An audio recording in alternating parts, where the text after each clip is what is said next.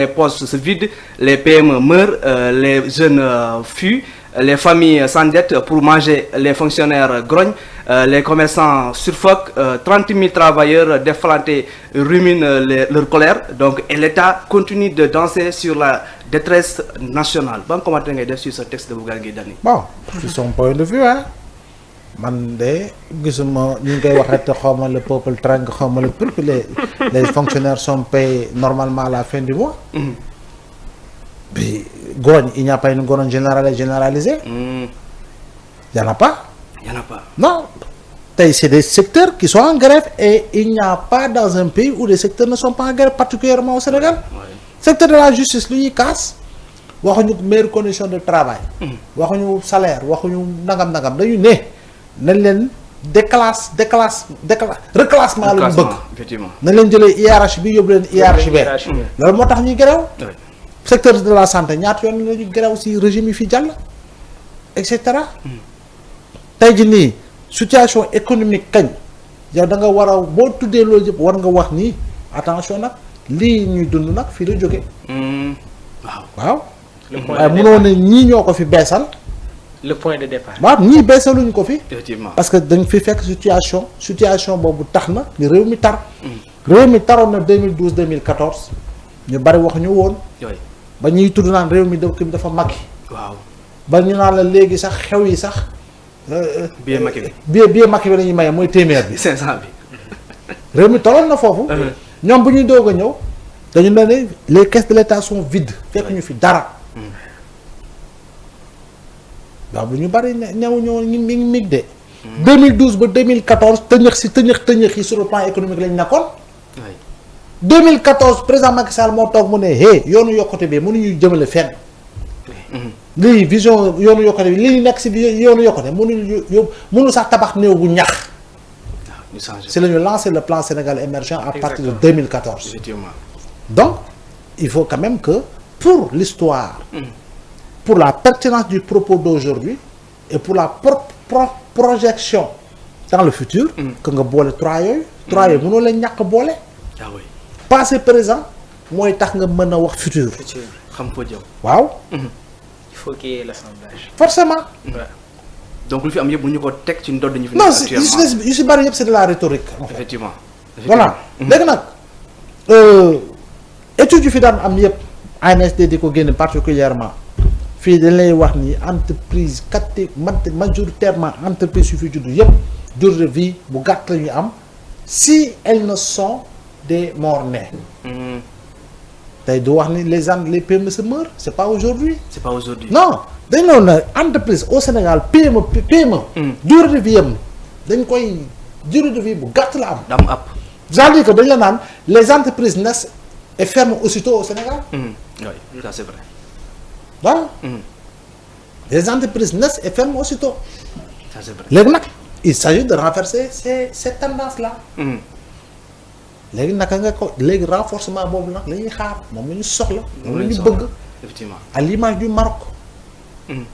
dont l'économie est particulièrement soutenue par les petites et moyennes entreprises et par les petites et moyennes industries. D'accord loolu la ñuy xaar ci loolu. Alors pour le soir on peut parler de plan Sonko Diomaye. waaw solo waaw bu la neexee nga tuddee ko noonu plan Sonko Diomaye. waaw bu la neexee. oui. comme ni nga doon déggee plan Sakhoulum. oui comme ni nga doon déggee nangam bu la neexee nga tuddee ko nu mu la neexee.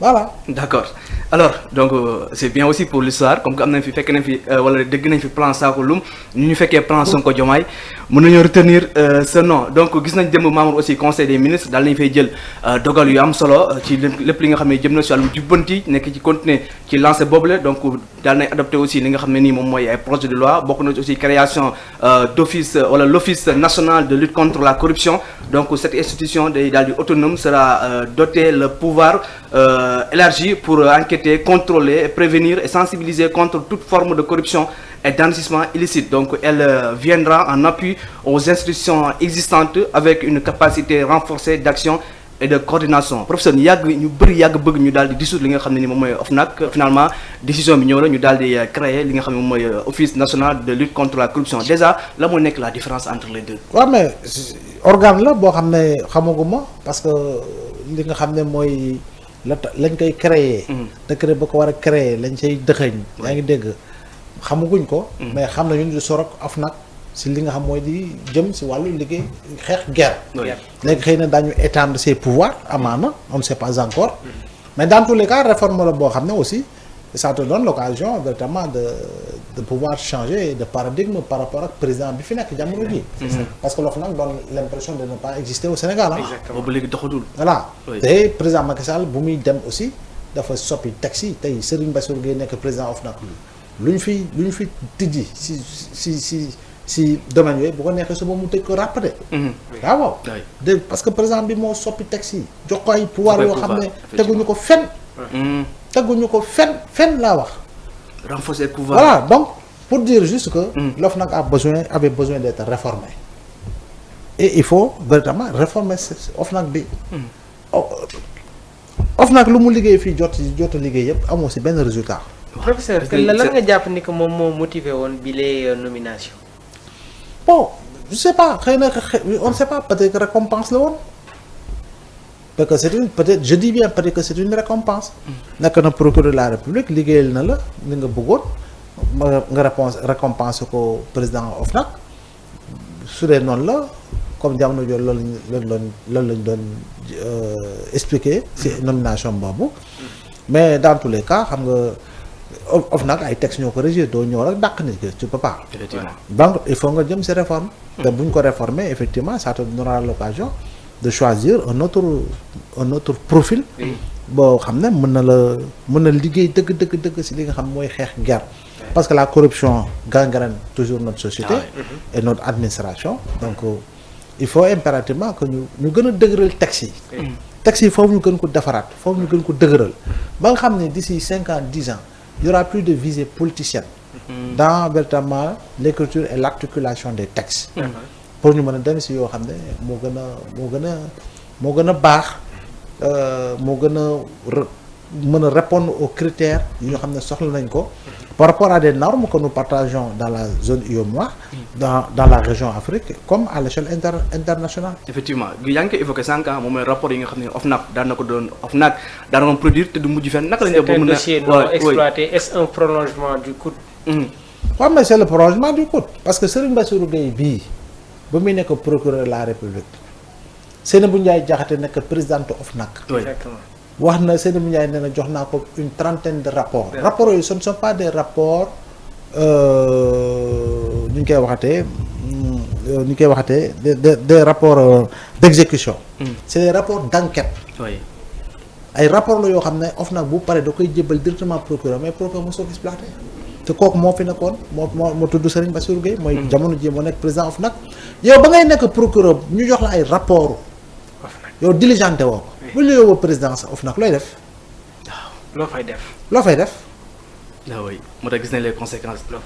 loo fay def xanaa si yow jot nga ba doo sa jógi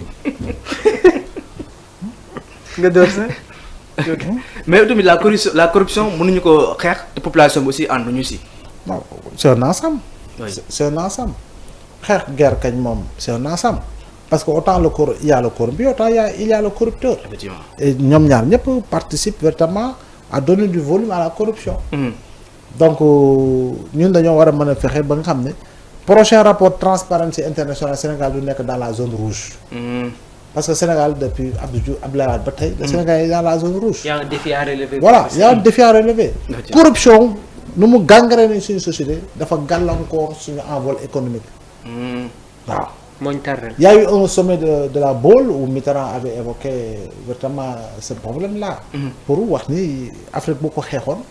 l'Afrique n'aurait pas eu besoin d'aide internationale. mais ñun moom corruption bi. sonal nañu mu ngi fépp nag. te si administration bi la gën a law. oui effectivement surtout si administration benn projet aussi de loi bu ñu daal di jël bokk na ci l'accès à l'information mu nekk aussi li nga xam ne tamit ñoo ko doon xaar bu yàgg professeur. waaw je pense que c'est une bonne nouvelle l'accès à l'information a toujours été un problème. oui. particulièrement pour les professionnels de l'information et de la communication. Il faut quand même que l'administration soit une tour d'ivoire. il faut quand même faut toll war a soxla information fii da ngay soxla information di liggéey woo la personne concernée. mun na ok lan la war nga wax ko rek saa yi après doot mu def injoignable. dootoo ko jotati. voilà da ngay woote ci direction communication zéro nga dugg ci ay site ay direction fii dernier article bi y a 7 ans la. Dernier article bu ñu fa publié il y a 7 ans. L'inactivité. L'inactivité Oui. pour véritablement un accès à l'information c'est tout un problème. Tout un problème. te yow da ngay liggéey pour informer. mais pour avoir accès c'est tout un problème. s'il faut compartiment boo dugg nag léegi nag bu ñu demee ba am loi boo xam ne woote nañ ko libre accès à l'information mais je dis ça facilite le travail et mieux encore. ça va permettre de lutter contre la désinformation. surtout Fake news. Deepfake yi intox yi infox yi. et il y aura moins de diffamation. ndax dañuy am information bu vrai bi. voilà dina wàññeeku. il y aura moins de diffamation. effectivement beneen projet de loi parce que tamit toll na ci ñeenti projet de loi yi nga xam ne tey daal nañ koy jël dem foofu ca conseil des ministres bokk na ci aussi li nga xam ne moom mooy projet de loi yu war a protéger ñi nga xam ne ñoo les lanceurs d'alerte. mu nekk aussi li nga xam ne tamit war nañ ko encadrer. loolu moom président annoncé na ko depuis. oui et je pense que su yegsee c'est également lu baax. waaye comme ni nga ko waxee dañ ko war a encadrer. parce que xam nga ñun Sénégal lañu nekk de. waaw Sénégal moo la encadrement bi. boo nee paa ba toog si bopp koñ ba moom ay baltangs lay teg boo ko rombee rek fëgg ko benn. waaw ma ne ko romb wàcc otoom fëgg. Sénégal moo mel